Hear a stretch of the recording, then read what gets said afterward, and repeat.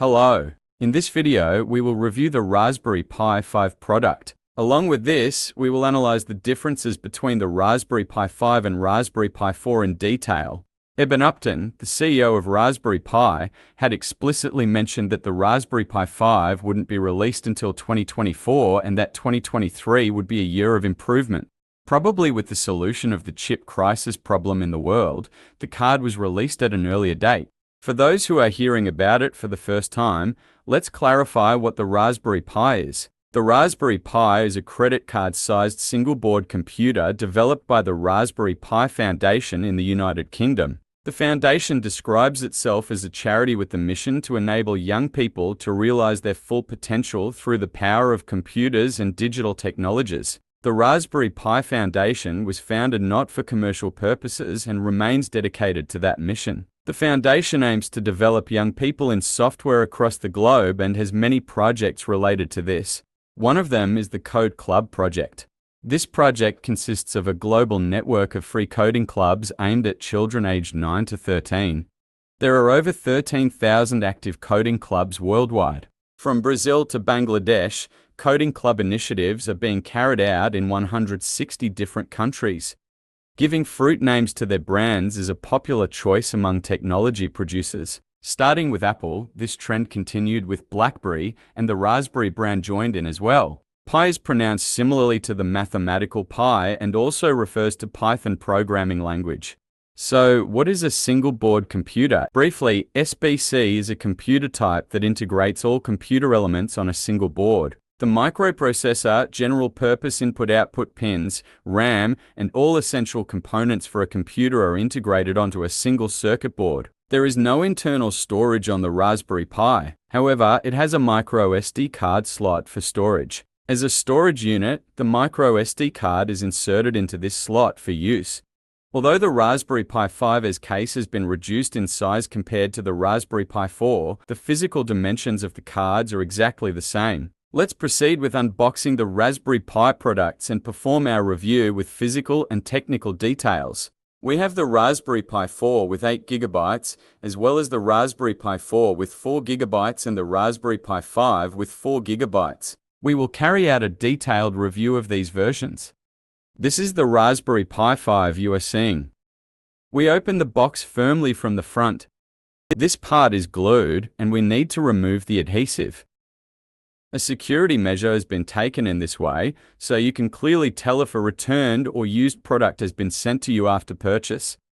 It's not possible to open the box without deformation. I am taking the Raspberry Pi 5 out of its box and giving it a quick look. Soon, we will examine all the components and features in detail. The box contains a user manual along with a safety warning card. Safety notices like avoid placing the card on a hot surface and do not touch in the presence of electricity are featured on the card, along with corresponding visuals. Safety and usage guide includes instructions in multiple languages. The box does not include a USB Type-C cable in its contents. This port is already integrated with the adapter. We are opening the box of the 4 GB version of Raspberry Pi 4. The contents of the Raspberry Pi 4 box are the same as those of the Raspberry Pi 5. There is also a card inside the box containing various warnings along with the safety and user manual. In this video, where we conduct a technical review of Raspberry Pi 5, we also compare it with the previous version, Raspberry Pi 4. We are unboxing and reviewing both the 4 GB and 8 GB versions of Raspberry Pi 4. Because the size of the RAM on the Pi 4 cannot be discerned physically. There is a new feature related to this in Pi 5, and I need to present 2 versions of Pi 4 to highlight this change. On the right, you can see the version of Raspberry Pi 4 with 8 GB of RAM, while on the left, there is the version with 4 GB of RAM. There are no observable distinctions upon physical examination. Thus, you can mix up these 2 versions. If you are using both, you may have difficulty distinguishing which one has 8 GB of RAM and which one has 4 GB of RAM. You might be able to tell the cards apart if you remember the code on the RAM module. However, in Raspberry Pi 5, a modification has been made to prevent this confusion.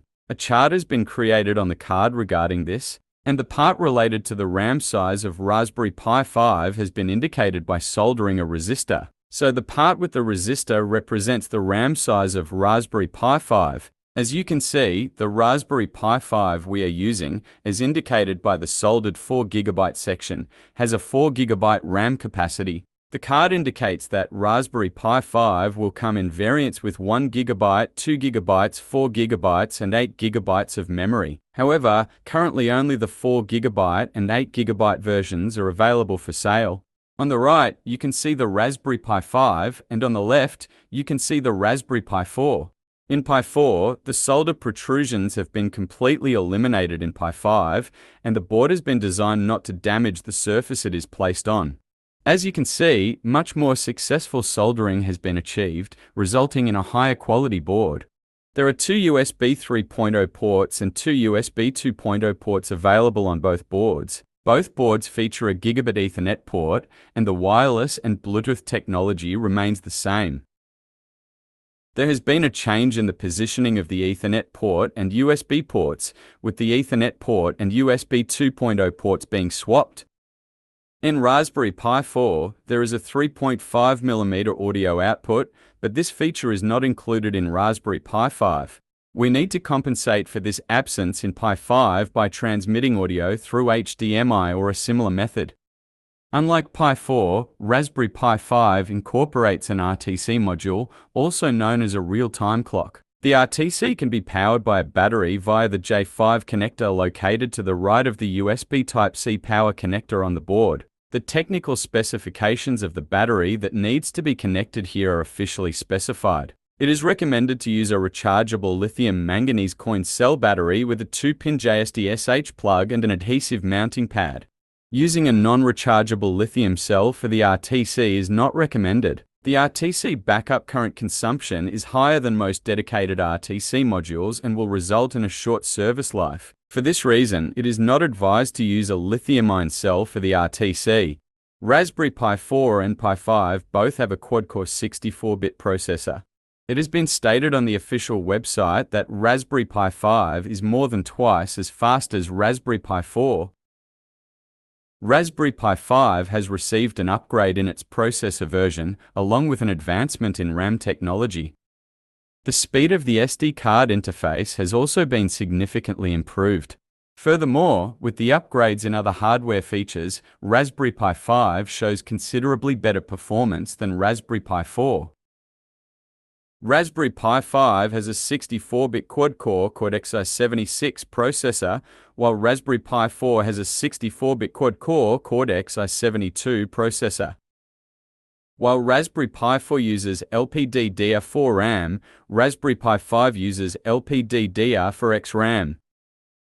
Unlike Pi 4, Raspberry Pi 5 features a dedicated UART debug port. In case you haven't heard of it, UART is an asynchronous serial communication protocol. Over a single transmission line, this protocol enables data exchange between two devices. For UART debugging, the Raspberry Pi 5 is equipped with a special connector. Debugging the Raspberry Pi 5 is now possible without having to manipulate the GPIO pins. This UART connector facilitates debugging during the PRE boot phase. The Raspberry Pi 5 is designed to be used with a debugging program for quick and easy troubleshooting. Power over Ethernet is supported on both of the boards. This technology allows for the safe transfer of both electrical power and data via an Ethernet cable. Displayed on the screen is the high-power cooling fan by Waveshare on the Raspberry Pi 5. This fan also draws its power from power over Ethernet. Although it is stated that a cooler is not necessary for the Raspberry Pi 5, you might need additional cooling if you want to run the processor's cores at high performance, as the processor can heat up. Unlike the Pi 4, the Raspberry Pi 5 has additional holes for fan connections in addition to the mounting holes, making it easy for you to mount your fans in this manner. Another innovation on the Raspberry Pi 5 is having a separate fan connector. You can see the fan connection point, and there's a cover in place to prevent dust accumulation. You can remove this cover to connect the fan to the corresponding connection point. There are various fan models available that are compatible with this connection point. All Raspberry Pi boards feature a 40-pin GPIO input. General purpose input-output pins that run along the top edge of the board are identical in both Raspberry Pi 4 and Pi 5, with the same pin numbering. Following Raspberry Pi's lead in pioneering single-board computers, rival companies have since produced and continue to produce similar boards. Certain other companies have opted to color their GPIO pins. This allows users to distinguish between the functions of GPIO pins. However, we see that no such effort has been made in Raspberry Pi 5 and previous versions. We hope to see an innovation in this regard in future versions of Raspberry Pi. The SD card connection speed has been approximately doubled in Raspberry Pi 5. Both boards feature two micro HDMI ports, each capable of supporting 60 FPS on 4K. In Raspberry Pi 4, there is a single camera connection, while a separate display connection point is allocated at the back of the board for screen connections.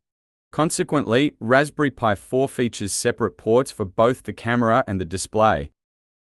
Raspberry Pi 5 has two camera connections, and you can also use these ports for displays. The camera inputs on Raspberry Pi 5 are different from those on Pi 4. These connections feature a high-speed transmission capability and are interfaced with the MIPI.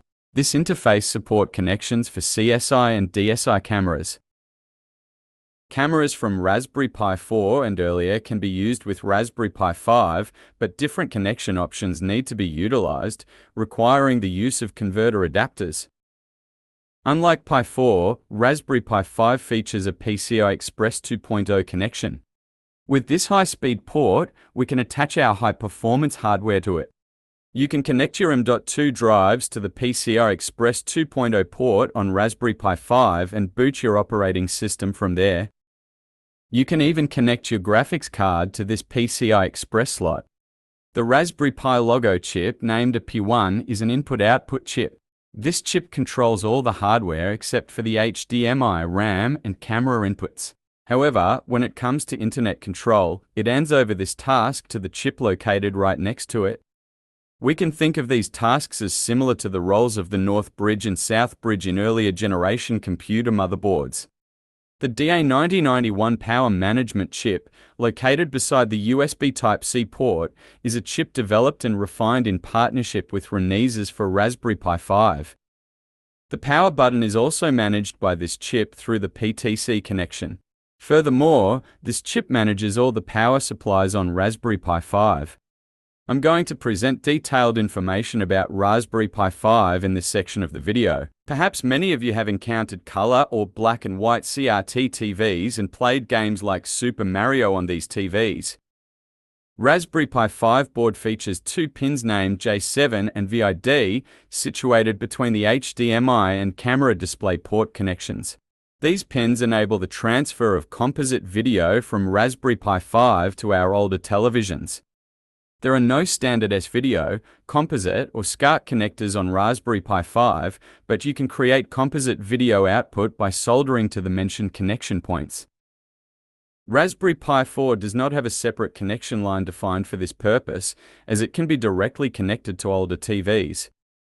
There are several methods available for this. For example, you can use the 3.5mm audio output found on Raspberry Pi 4 to connect to older TVs, or you can use a SCART cable for CRT TVs by connecting it to the GPIO pins on Raspberry Pi 4. Indeed, this approach works for Raspberry Pi 5 too. To obtain composite video output from your Raspberry Pi board, you can use a shield like the one shown on the screen. It's possible to transfer the display to your old TV using a video adapter with the HDMI output of both the Raspberry Pi 4 and Raspberry Pi 5 boards. This is one of the easiest and simplest methods available. For information on this topic, you can review the products available in the RetroRGB store on the Amazon page. To perform these tasks, you can install and manage the required software on your Raspberry Pi. Many documents have been shared that provide information on this subject. You can find articles on retrorgb.com that cover the physical and software aspects of connecting your Raspberry Pi to your old TV. Given that Raspberry Pi 5 is twice as fast as Raspberry Pi 4, it's expected to have higher power requirements. The original power supply of Raspberry Pi 5, which has a USB Type-C output, is capable of generating 27 watts of power, and it is significantly larger than the power source of Raspberry Pi 4.